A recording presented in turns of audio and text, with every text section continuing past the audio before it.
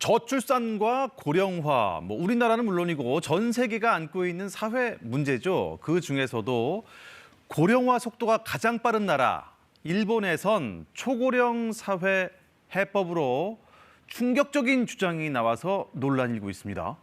오늘 글로벌 이티에서 이게 뭔지 들여다보도록 하겠습니다.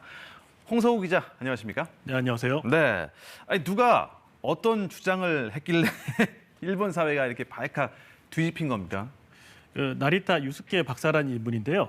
올해 37살에 일본 도쿄대학교를 졸업하고 현재 미국 예일대 경제학과 조교수로 있는 인물입니다. 예? 2021년 한 온라인 방송에서 한 이 발언이 최근 뉴욕타임즈에 다시 보도가 되면서 공분을 사고 있습니다.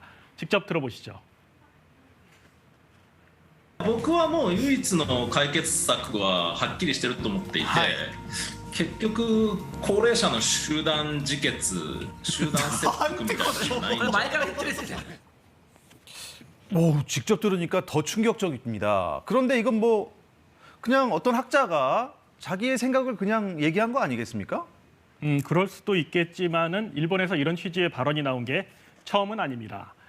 독도 문제 등으로 망언 제조기라 불리는 아소다로 일본 자민당 부총재는요, 10년 전 노인 복지 예산 문제를 언급하며 늙으면 빨리 죽어야 한다는 막말을 해서 파문을 일으켰습니다. 지난해 한 일본인 감독은 75살 이상 노인들에게 죽음을 자원하도록 하는 내용의 영화를 내나 논란을 일으키기도 했습니다. 이런 맥락과 함께 뉴욕타임즈는 나리타 박사의 발언이 고령화가 심각한 일본 사회에 뜨거운 화두를 건드린 측면이 있다고 짚었습니다. 고령화 사회의 뜨거운 화두, 뭘 말하는 건가요? 우선 나리타 박사라는 인물을 한번 들여다볼 필요가 있어요. 네. 일본에서는 파격적인 발언 등을 계속해서 나름 인지도가 있습니다. SNS 팔로우만 57만 명 정도고요. 최근에 이렇게 TV 프로그램 진행자로도 발탁이 됐습니다. 여담이지만 이 게스트가 낯익죠. 독도는 일본 땅이라고 망언으로 유명한 고노 다로 장관입니다.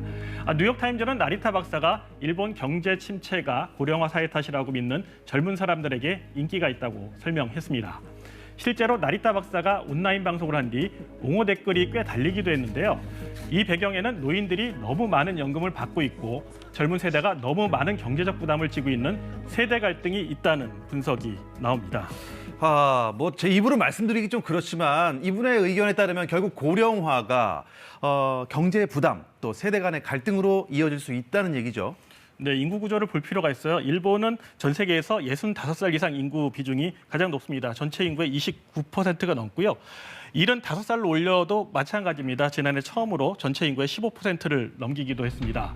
문제는 인구가 빠르게 늙어가면서 사회 보장 비용 부담도 눈덩이처럼 불어나고 있다는 점입니다. 지난해엔 일본 국가 전체 예산의 33%를 차지한 사회 보장비 가운데 66%를 고령층이 썼는데요. 2040년에는 이 사회보장비 대부분이 고령층에 쓰일 것이란 전망입니다. 우리 돈으로 705조 원가량은 연금으로, 660조 원은 의료비 부담입니다. 그렇다면 이 부담을 청년들이 다 져야 된다, 이런 얘기겠죠, 결국엔. 네, 그러니까 저출산으로 일할 사람은 줄고 있는데 고령화는 빨라지고 있다는 건데요. 한번 도표를 볼게요. 1970년대는 이제 청년 8명이 넘게 노인 1명을 부양했다면요. 2015년 2.3명이고요. 이제 2050년쯤 가면 사실상 일하는 인력 1명이 노인 1명을 먹여 살려야 하는 구조입니다. 더군다나 일본 경제에 대한 비관적인 전망도 계속 쏟아지고 있습니다. 이 인물이 주목해 볼 필요가 있는데요. 워런 버핏만큼 유명한 세계적 투자자 짐 로저스의 신간입니다. 책 제목이요. 버림받는 일본인데요. 짐 로저스는 일본 경제에 한계가 왔다며 강하게 비판을 해온 인물입니다. 이번에도 일본 경제에는 호전의 조짐이 없다, 이렇게 일가를 했습니다.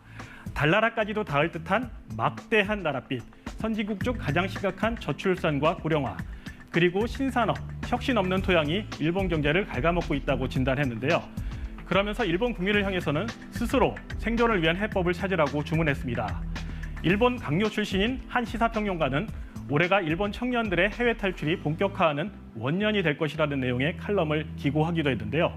실제로 호주 정부의 워킹 홀리데이 비자를 신청한 일본인은 최근 1년 새 2배 넘게 늘었습니다. 하지만 이 발언은 글쎄요, 꽤 위험한 발언 같습니다. 네, 물론 일본 안팎에서 비판의 목소리도 높습니다. 도쿄대 사회학자인 혼다 유키 교수란 인물은 나리타의 발언들은 사회 취약계층에 대한 증오를 드러낸다고 평가했고요. 미국 코네티컷대 역사학 교수인 알렉시스 더드는 타가 시설의 증가, 여성 노동 인구 확대, 해외 이주 노동자 개방 같은 정책에는 초점을 맞추지 않는다고 비판했습니다. 논란이 커지자 나리타 박사가 입장을 내놨는데요. 자신의 발언이 왜곡됐다고 했습니다.